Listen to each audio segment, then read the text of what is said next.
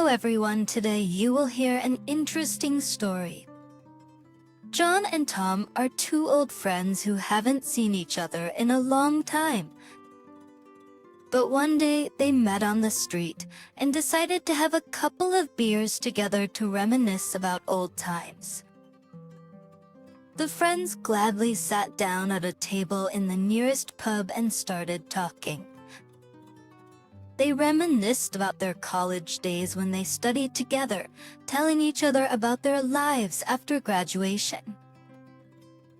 I told them that he worked for a large international company and had recently been promoted to deputy marketing director.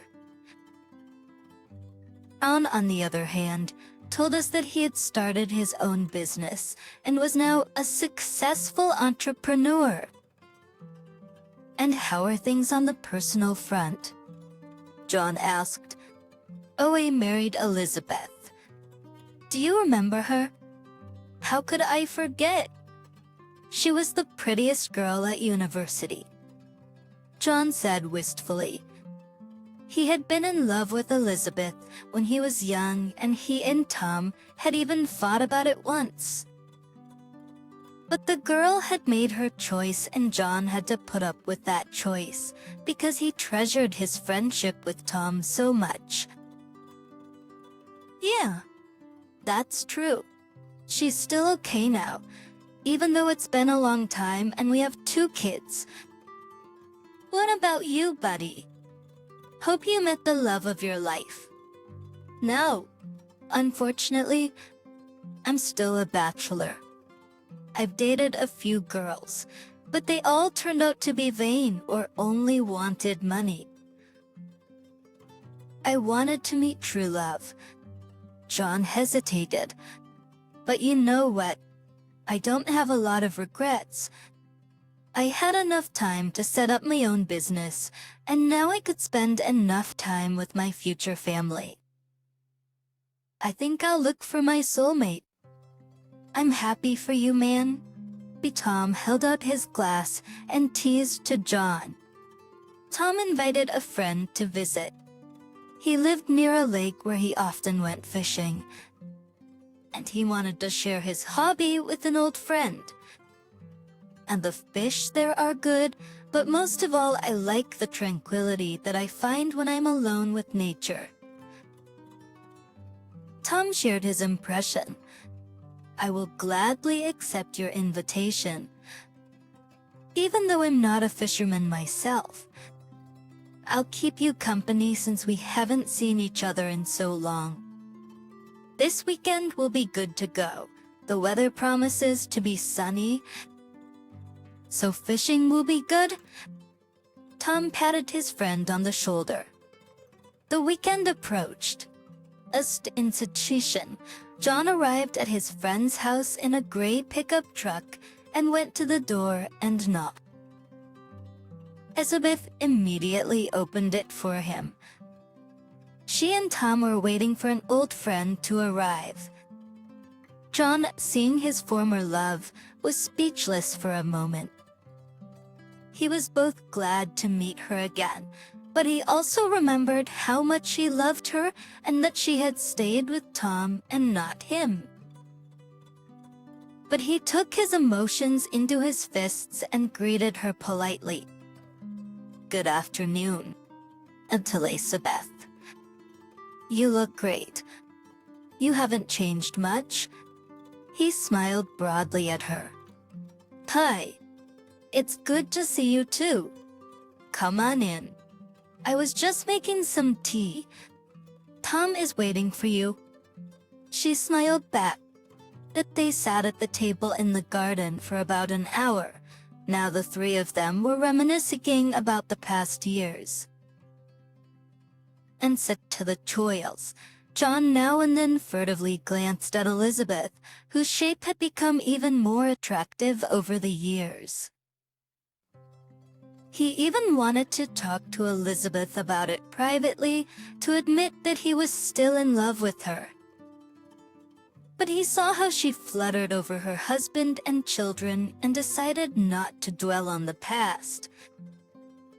Very soon the two friends went to the lake.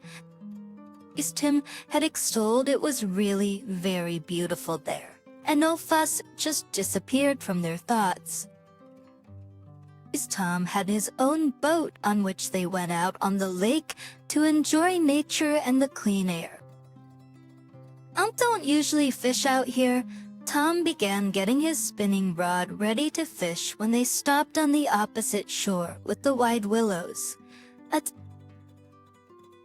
There's just more fish and a good nibble here. But the lake is very big, and there are places that not many people know about. I found one such place, and I go there more for the solitude of nature. Can you show me those places? John asked, trying to put the bait on the hook.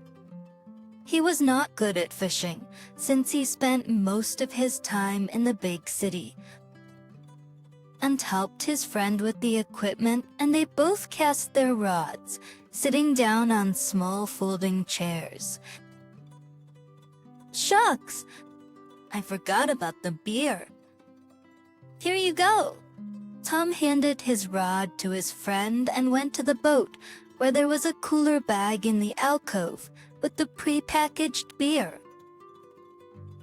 He brought everything to their resting place and pulled out 2 bottles. Maybe I'll show you around sometime, but for now, I'd like to just rest. After all, that's what we came here for. Oh, I think I have a fish. John was delighted to see his float twitching.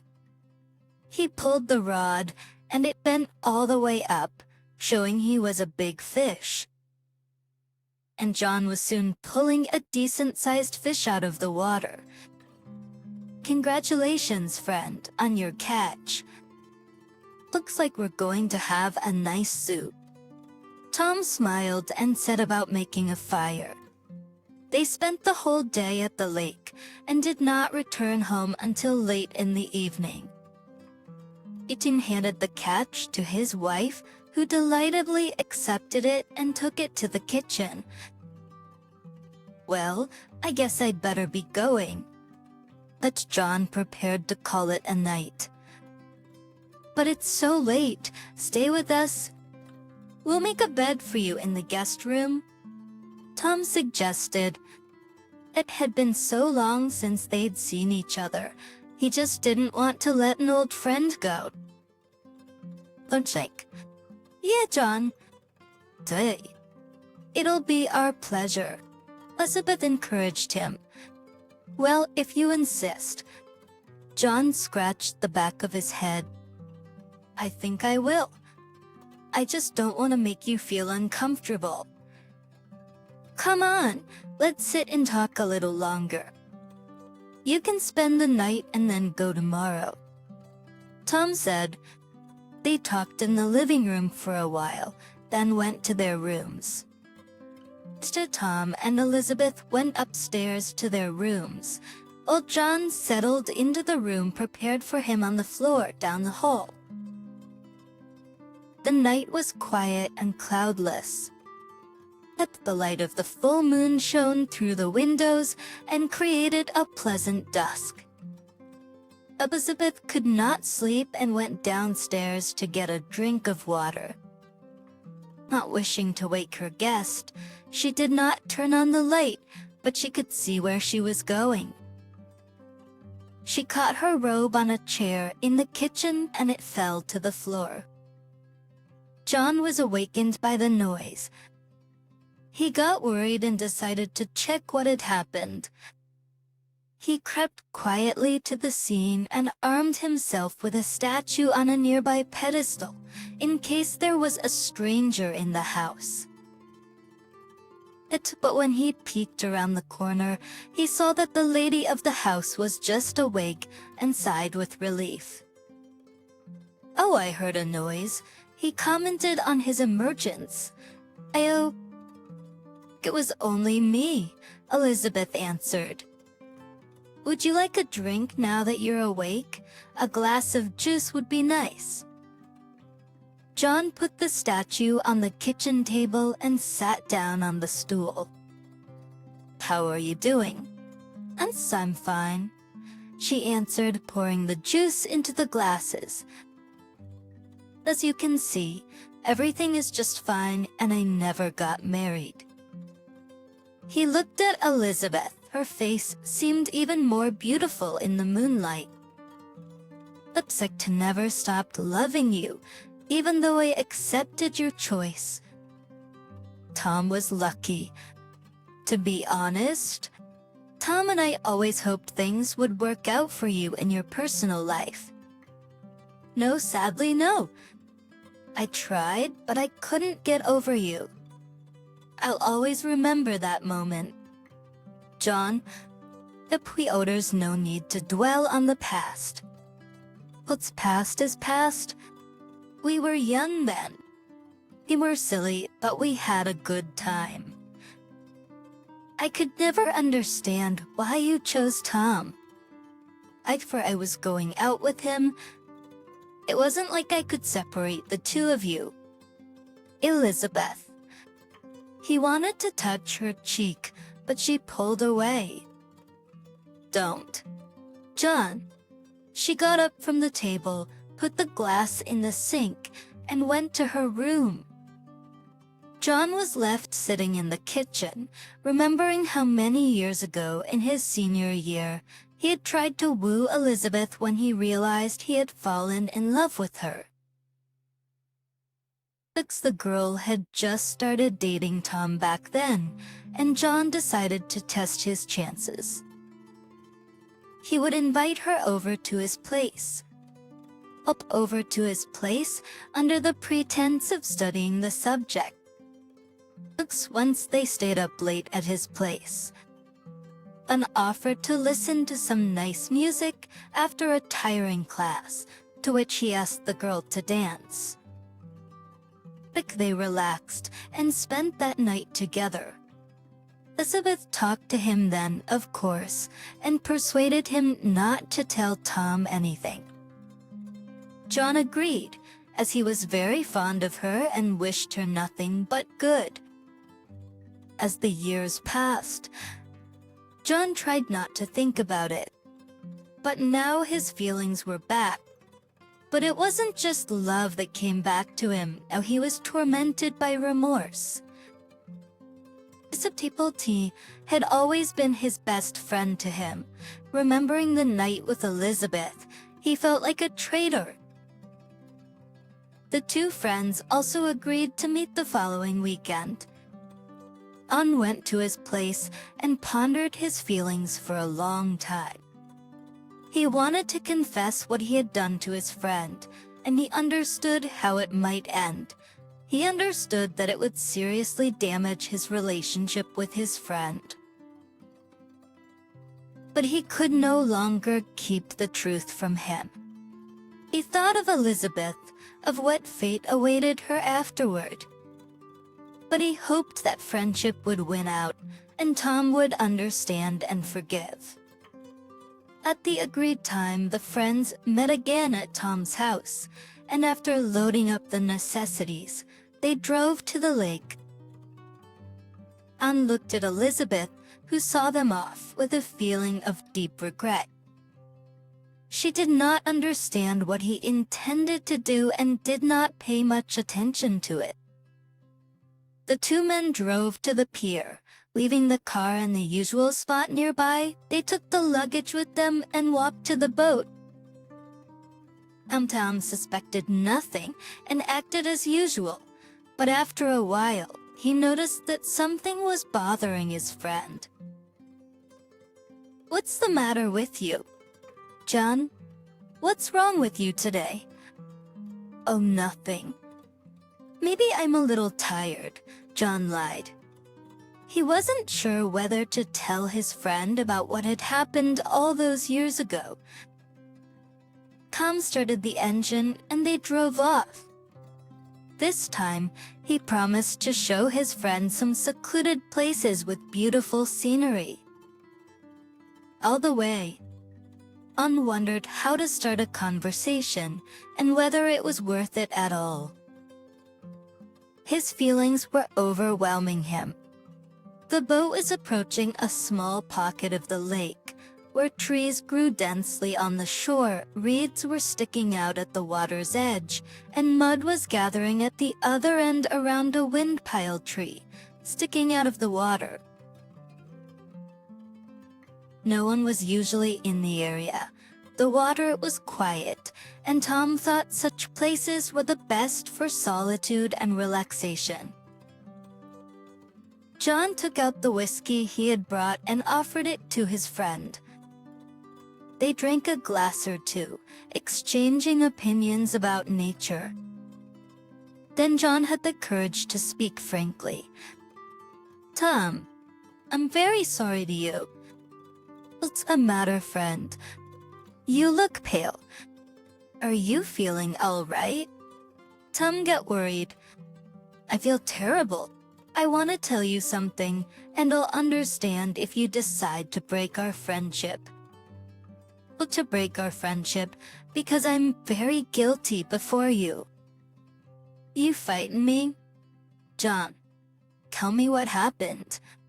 John poured himself a full shot of whiskey and drank it in a gulp. He hoped the liquor would give him courage. "I want to confess to you a terrible thing I did in my last year of college." "We were young and stupid then." That John began. He told me what it was like and how sorry he was. He asked not to hold a grudge against his wife because it wasn't her fault. "I put her up to it, and I understand if you don't want to see me anymore. But Elizabeth was just tempted. She loves you, and I don't want to ruin her life. I just wanted to open my soul to you." Tom sat stunned by what he heard. He couldn't believe what his friend had said was true. He too poured himself a full glass and drank it in one gulp. "But why are you telling me this now? Why didn't you confess then?" Tom wondered. "I wanted to, but I was afraid of spoiling our friendship. It was so hard for me to keep it to myself all these years. I'm so sorry." Many feelings came over Tom at once. Felt anger and resentment begin to fill him, overshadowing all other emotions. He felt something inside him squeeze with difficulty, restraining himself from starting to yell and argue with John. After all, they had been friends for a long time, and they had always supported and had each other's backs when they were young before they split up in different cities. But the realization that this friend had betrayed him with the girl he loved, and he had been cuckolded for years, clouded his mind. Tom stood up in the boat, pondering the situation. He began to look around for the right solution. "Tom, I'm very sorry about that." And continued to apologize, dropping his eyes to the bottom of the boat. He didn't notice the paddle heading for his temple. Tom was very angry and unwilling to accept being betrayed. He struck his friend with the paddle with all his might. The blow was so hard that he lost consciousness. Tom stood staring at the motionless John. The voices in his head whispered to do the deceitful thing. And Tom, under the power of his anger, picked up the motionless body and threw it into the water. When for a few minutes, he stood and watched the body sink into the water, bubbling a few bubbles and never coming up again. After looking around, and making sure no one had really seen him, Tom started the engine and swam away from the scene. He returned home in a gloomy mood. What happened?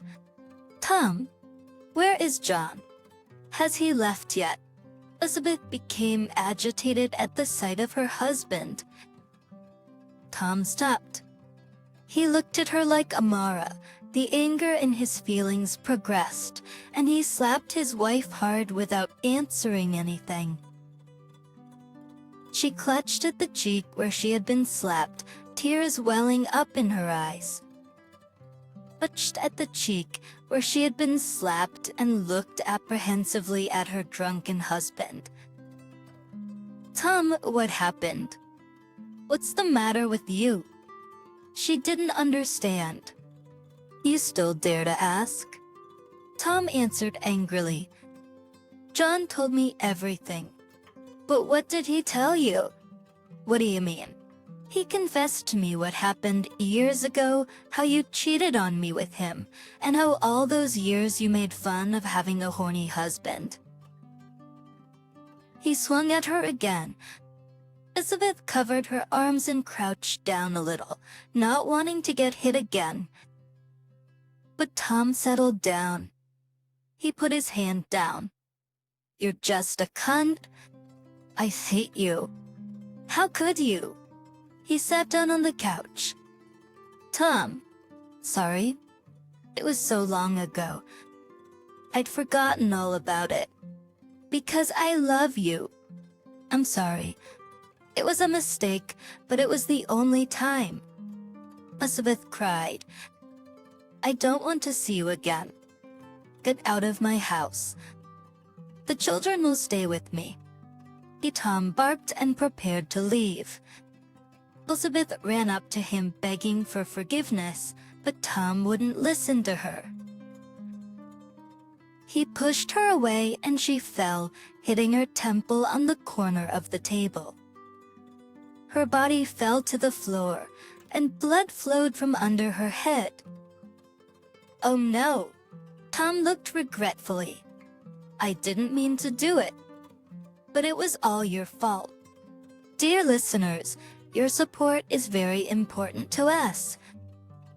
If you like our story, please like, comment, and subscribe.